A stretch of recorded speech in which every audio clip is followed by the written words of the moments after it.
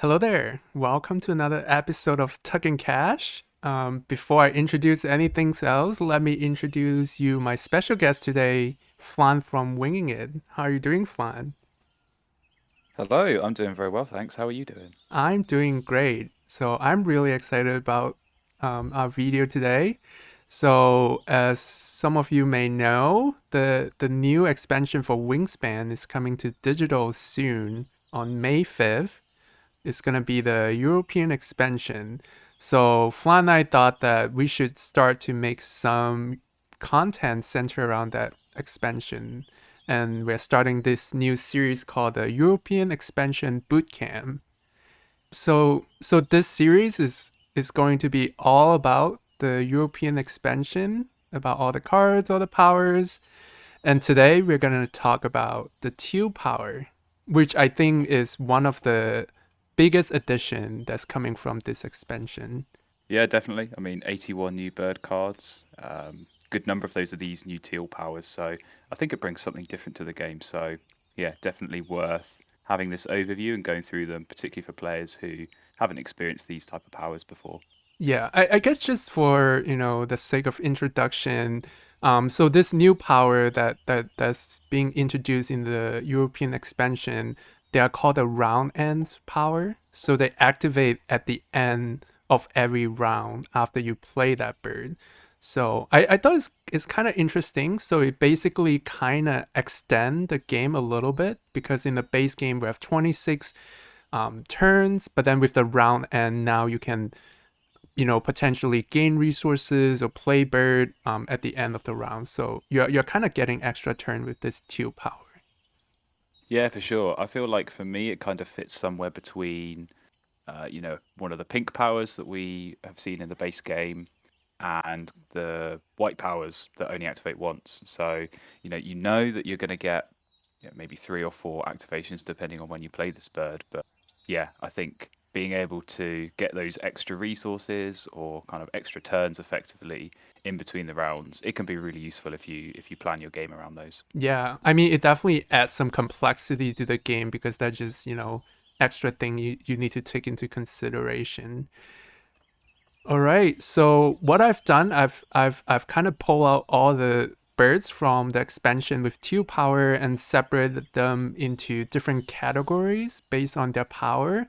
So we're gonna kind of go over each group of this bird together, talk about their power and maybe some strategy tip points. So I guess we can start with this group of bird here.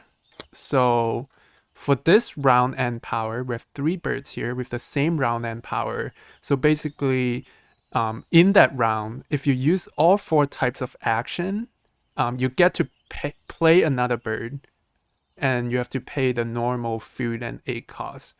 So the four action, like you have to gain food, lay eggs, draw a card, and then play a bird. And then at the end of the round, you get to play another bird. So what do you think of this power, Flan? I think they're quite interesting. I think, these are the kind of powers that effectively they're going to give you extra turns if you're able to Yeah. activate them in the right way. So, being able to play an extra bird, particularly, at the end of round three or at the end of round four, that can score you huge number of points. But equally, if you can activate this in round one or round two, being able to get these extra birds down to help build up your engine that little bit quicker, I think that can be really powerful and certainly is a good option to have. Yeah, I mean that's really great point. Like again, like having this round end means you basically get extra turn. And if you play this early enough, you can potentially get up to like four extra turn to play birds, Yeah. right?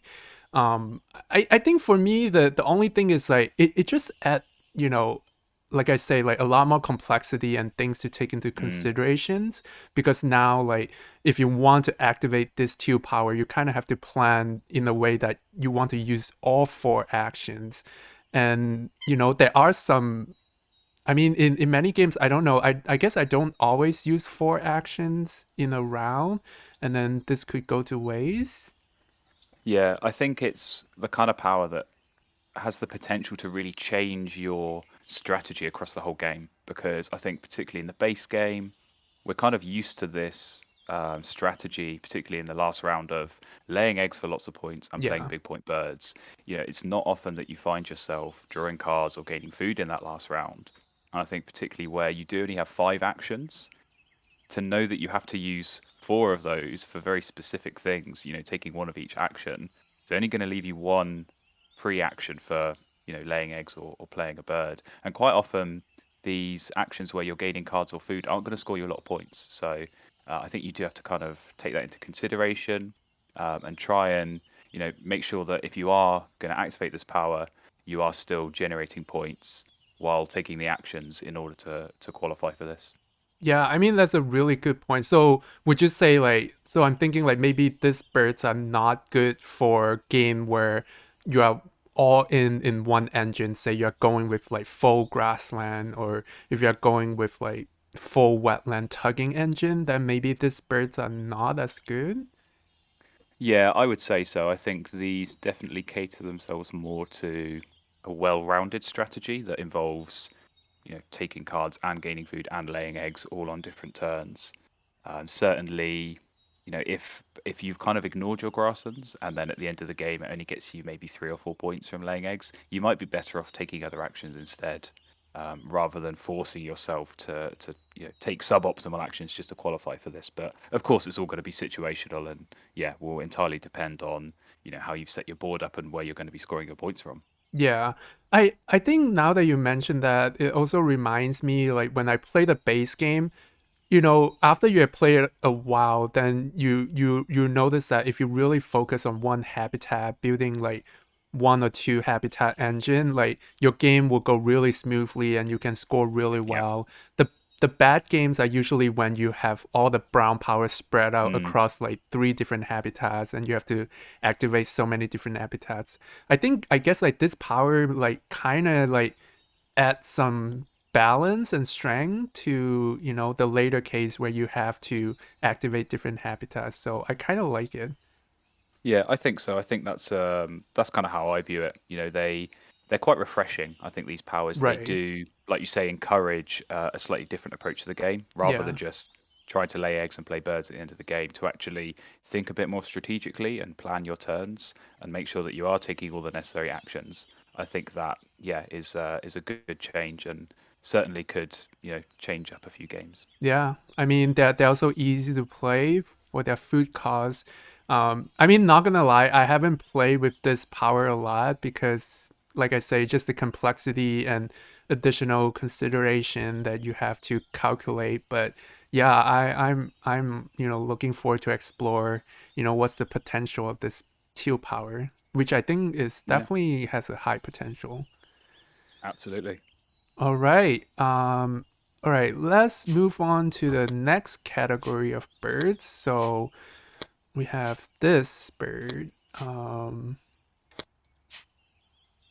right. So for these three birds here, again, they have the same powers. So at the end of each round, this bird's count doubles towards the end of round goals if they qualify. What do you think, Flan?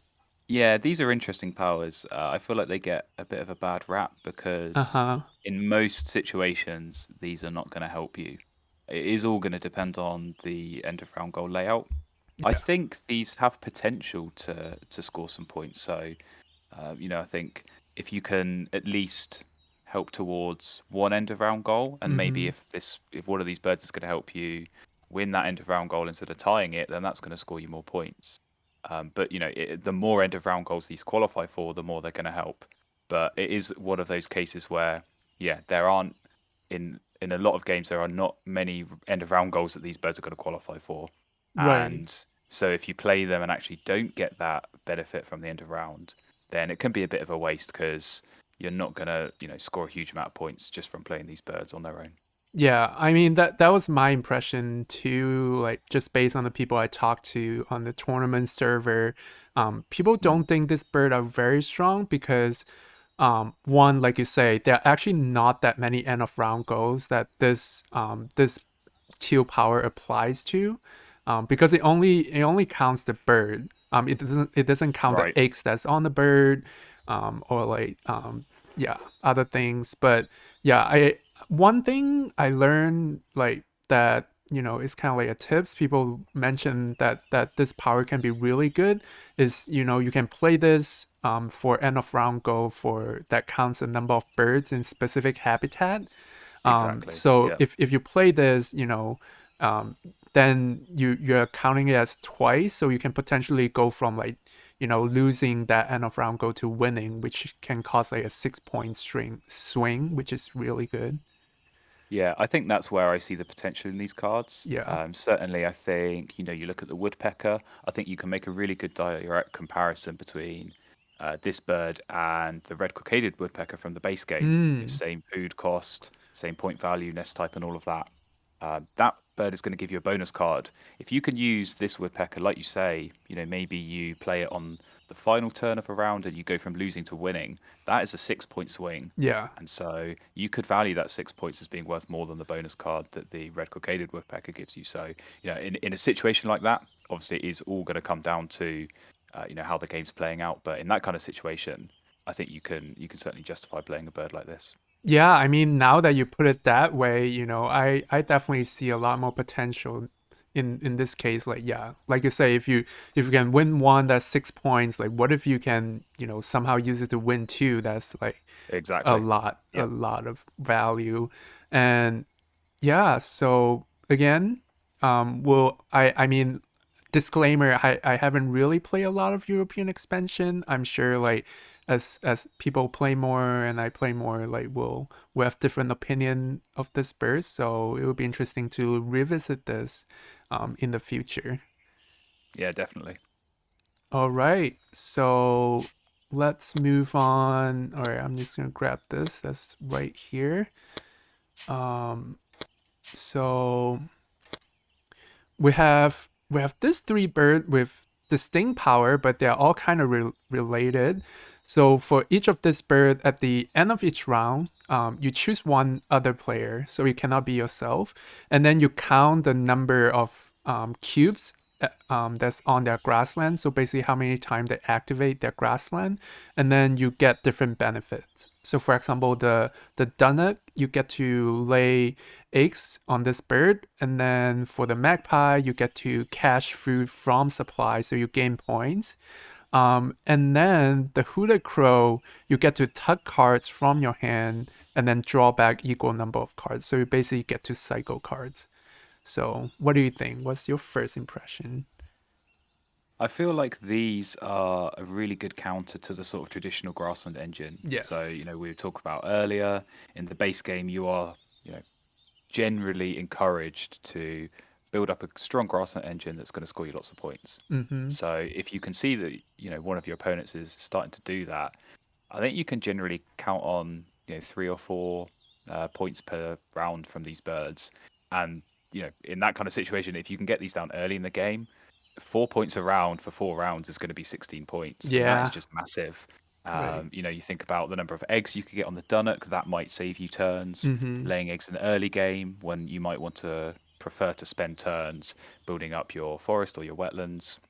And the crow as well is just going to be so useful for that card cycle. I think Yeah. particularly these kind of birds. There are some others that we'll come on to later that let you tuck cards and draw at the end of the round. That can be really useful if there's something in the tray that maybe you're looking at picking up, but you don't want to spend a turn drawing cards from your wetlands.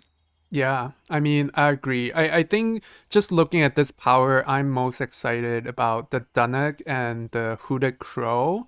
I Yeah. guess because, like you say, the Dunnock allow you to gain eggs in between round. So, that means like in the beginning of next round, you might be able to skip laying eggs. So that help to save you turn and build up your tempo. And then with the Hooded Crow, is, being able to cycle cards is always good. So yeah, this two I'm definitely more excited about. I guess one thing I noticed as well, for example, for this bird, I guess all three of them, the food to point ratio is pretty low. Mm, So mm. I would think like yeah, what do you think is the window to play this bird? Like Yeah, it's tricky. I think you're right. They are quite expensive. We see two food for a single point or three food for 3 points. Mm-hmm. It's definitely on the lower end. I think normally most other kind of birds in the base game, at least, Yeah. you're going to be scoring more points on top of a potentially strong brown or pink power on top of that. But yeah, I think it's a tricky one because you want to play these birds early, but Mm-hmm. you kind of need to leave yourself enough time to know that your opponent is going to be building something in the grasslands. Yeah. So if you play one of these birds, first or second turn, and then suddenly you see that your opponent is actually going for a really strong forest engine or a really strong wetland engine, then you're not going to get much out of this. I think certainly with more players in the game, you've kind Mm-hmm. of got more leeway for expecting at least one of your opponents to go with the grasslands. But yeah, I think certainly if you can get this down, towards the end of the first round, obviously the power is going to activate at the end of the round, so it doesn't matter. Yeah. When during the round you play it, you'll always get the benefit. So I think somewhere late round one or even late round two, where Mm-hmm. you can still get three activations, that's when I would consider playing these birds. Yeah. I would say, for example, for the Dunnock, the free eggs in between round, I think they're probably the most useful Mm. at the end of round one or round two, because those are the time where you usually are short of eggs. As you go towards the end of the game, usually you already have some grassland. It's not that difficult to get eggs. Yeah, and it can potentially help with end of round goals as well. Oh If yeah, there's that's a good if point. you've got an end of round goal that needs eggs in the bowl nest or eggs in the forest, then being able to qualify for that or even win that end of round goal without having to spend a turn laying eggs. I think particularly in that first round, like we said, you want to be spending turns building your forest and your wetlands rather than laying eggs. So that can be a real lifesaver, I think. Yeah, I really like that. Yep. Again, like this two power really changes, the whole game with the end of round goal, because there are just like so many surprises. Like, your opponent could be playing this like in the last of their turn and then, suddenly winning the end of round goal unexpectedly. I just like that. Um, but then I guess like for example for the magpie, so this is just straight scoring points. I guess my question is, how many points do you think you like how many food do you think you need to cash to make this bird worth it for two food? Like what's your general like, you know, calculation? Like how Yeah, that's a much tricky one. yeah. Yeah, I think there are some good comparisons, I think, in the base game where you look at, some of the Warbler cards Mm-hmm. where you get, maybe 7 or 8 points Right. for two foods. So I think for me, that's kind of the baseline. Yeah. If I can exceed that, then it's going to be worth playing. So yeah, I think you're looking at 10 or more cached food would be a success for this. So Oh, yeah, I think definitely. again, if you're then being able to get that down in round two and you give yourself three activations, I think you can expect to get 10 cash food from that. Yeah, that's a good point. Like comparing to like other birds from the game that give you points. Yeah, I think like 7 or 8 points total is good to shoot for and make it worth it. All right, so we can move on to the next category. So we already talked about all the birds here. All right, let's talk about this bird then. Okay, this group they all live in grassland. So, for this group of teal power, again, they're all distinct but similar. So basically, at the end of each round, you get to discard up to 5 food, and then tug one card for each food that you discard from the deck behind this bird. So basically, you're exchanging food for points here. So I think these are really good powers. I think yeah, these work particularly well if you're going for a forest engine, mm-hmm, where naturally you're going to be gaining a lot of food, yeah, and can often find yourself with some left over, particularly at the end of the game. So being able to turn that into points is always nice. But I think really these birds are pretty flexible because you actually score a reasonable number of points even without using the that powers. is true.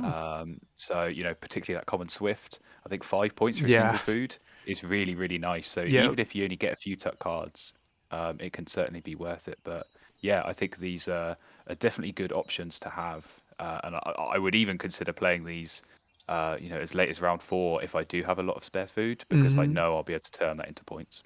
Yeah. I mean, great points. Definitely work well with Forest Engine, and yeah, I'm looking at the Swift here, 1 food for 5 points. Like that's a really good value. And even for the Starling, it has a very Mm. flexible food cost.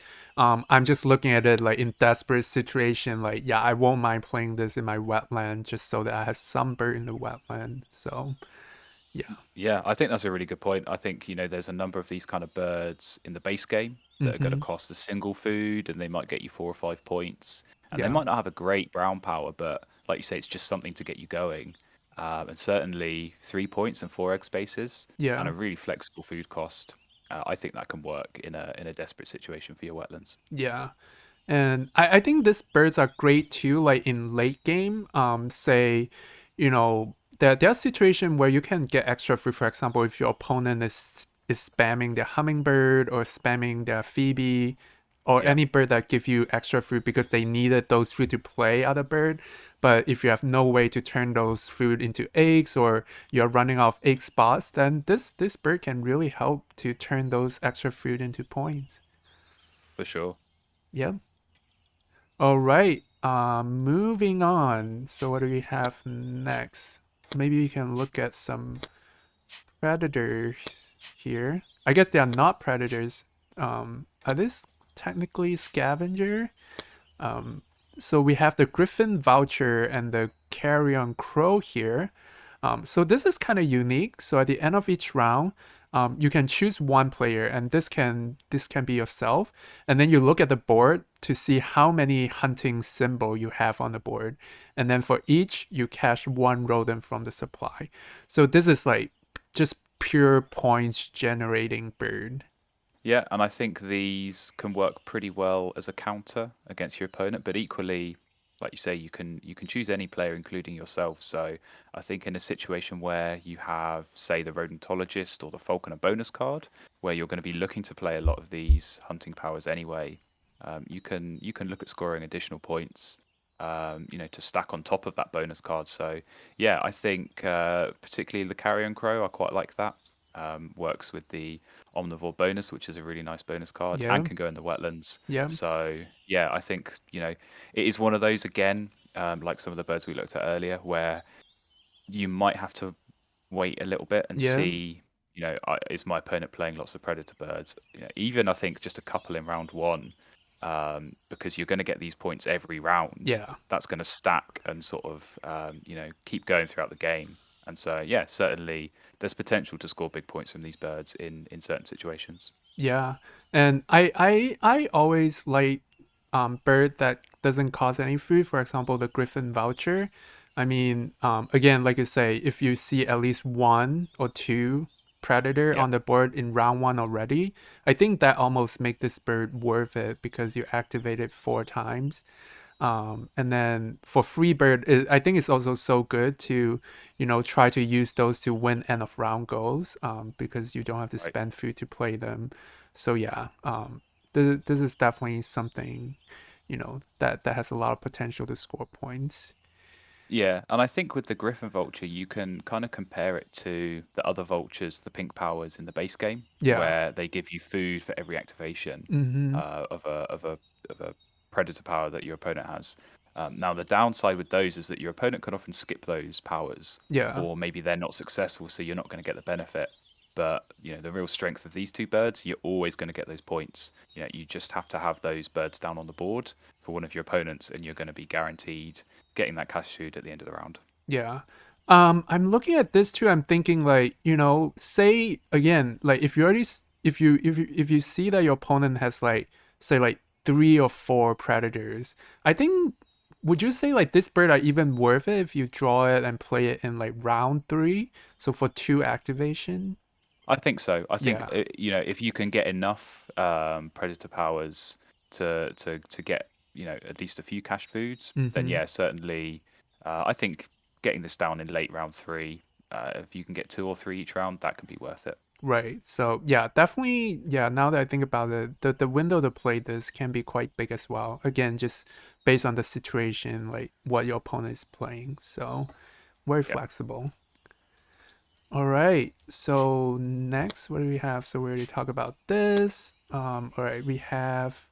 this group of birds.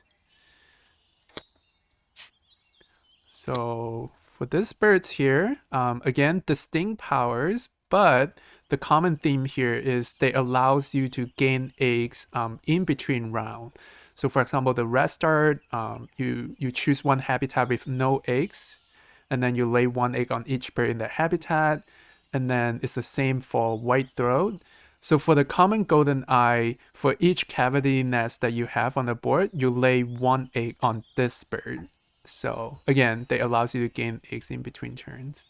Yeah, I think these are tricky to work out how useful they are. I think certainly the lesser white throat looks quite appealing to me. Mm-hmm. Being able to get those extra eggs, in theory, you could be getting up to 5 free eggs every round. Yeah, in Now, in the theory. early rounds, in theory, that's the difficult part because obviously in those early rounds, you're probably going to only have a couple of birds Mm-hmm. in each habitat at most. So that does kind of limit the potential. But yeah, I think still getting a couple of free eggs in that first round can be really useful. Yeah. Where I see these being really tricky to use is as you get later in the game. I think Mm. particularly if you are going for a heavy grassland engine, it's going to be quite difficult to have a habitat that doesn't have any eggs in. Yeah. So I've experienced games where I've had one of these birds and actually not been able to use it in that final round Mm-hmm. and missed out on points. So I think these definitely work better if you're going for, a wetlands or a forest engine strategy, which Mm-hmm. isn't centered around egg laying, because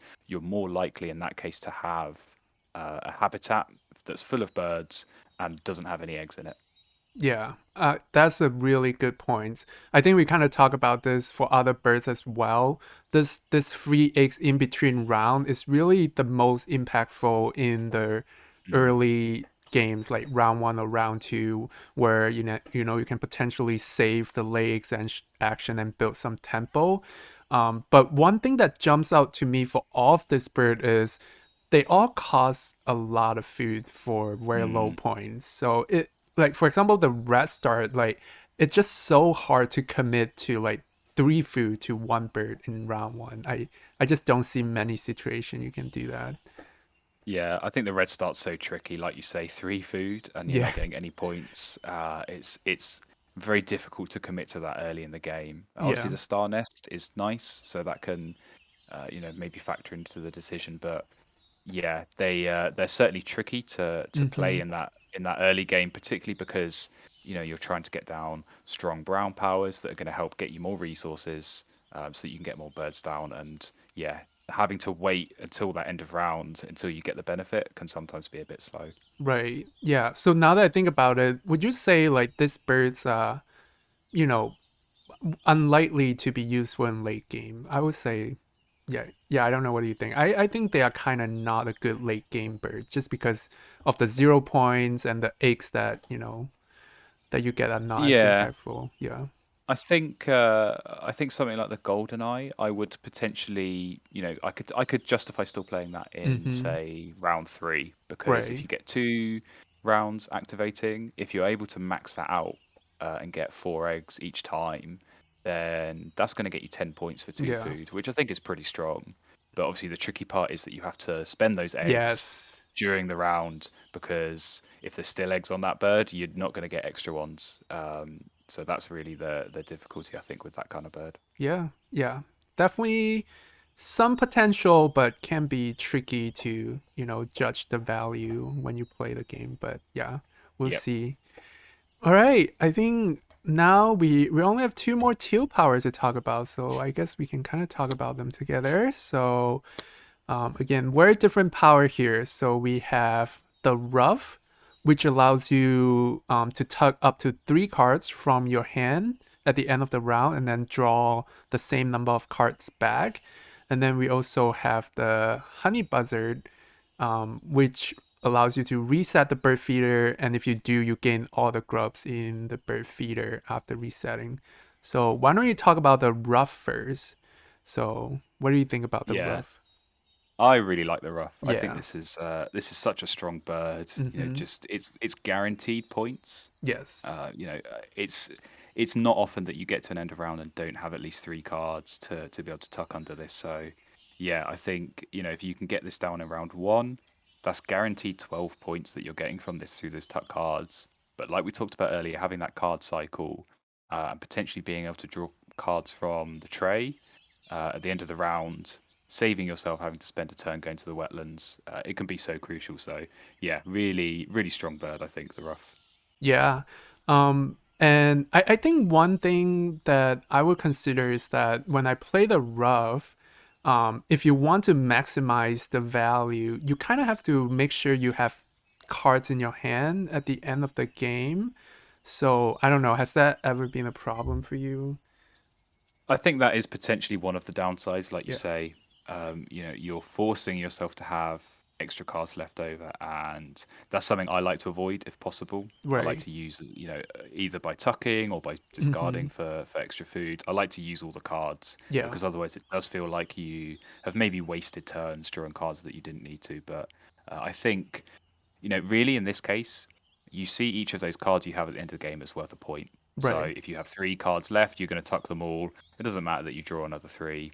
You score 3 points from that. So I can make peace with having a few extra cards if I'm going to get points from it through the rough. Yeah, I mean that's a good point. I think the potential of this power is really helping you to cycle bad cards from your hands, and other Yeah, points that you can make along the ways are just bonus. So even if you cannot maximize the points you can make, I think this power is still very strong.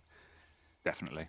All right, so next we have the last two powers that we want to talk about is the Honey Buzzard. It looks very strong to me. It's basically like playing the Norton Flicker like over and over again at the end Mm. of the round. Yeah, I think of it, it's kind of like a mixture between the Northern Flicker and the Eastern Kingbird. So that lets you gain worms when other players are playing forest birds. Yeah. But in this case, like you say, you get to use it every round, Yep. and there's always a good chance of getting at least one worm in the feeder. I think certainly you'd expect one, but it's Yep. not unheard of to see two or more. So, Right. yeah, I think if this can again help your early game by gaining you Right. some extra food Mm-hmm. in between the rounds, that's going to set you off to a really nice start, particularly in round two. Give you that extra food. You can look to play birds. Maybe just that one turn quicker. So it has potential to help your early game tempo. Yeah, I mean I totally agree. Like I've played so many games where if I can gain 3 or 4 grubs from the flicker, Mm, my game just like accelerate by yeah, so much because you just save so much turn that you would have otherwise spent activating the forest. And yeah, I guess another thing is like this two power also pairs well with the other two power that we talk about where you can discard food to tuck yeah. cards. So that's really great synergy there.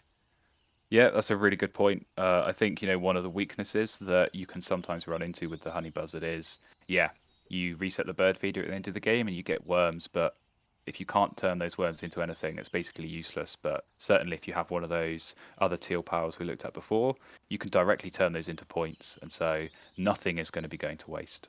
Yeah. So that's definitely a good combo there.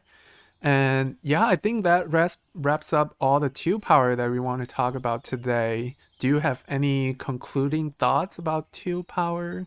I think they have potential to be really strong. I Yes. think there's some really good options that fit with a lot of different strategies that we've seen developed in the base game. So yeah, I'm really excited to be able to incorporate these birds into my game, Yes. and yeah, hopefully open up some new strategies as well. Yeah, absolutely. Like after playing for the base game for a lot, people start to complain about, the strategy becomes same old.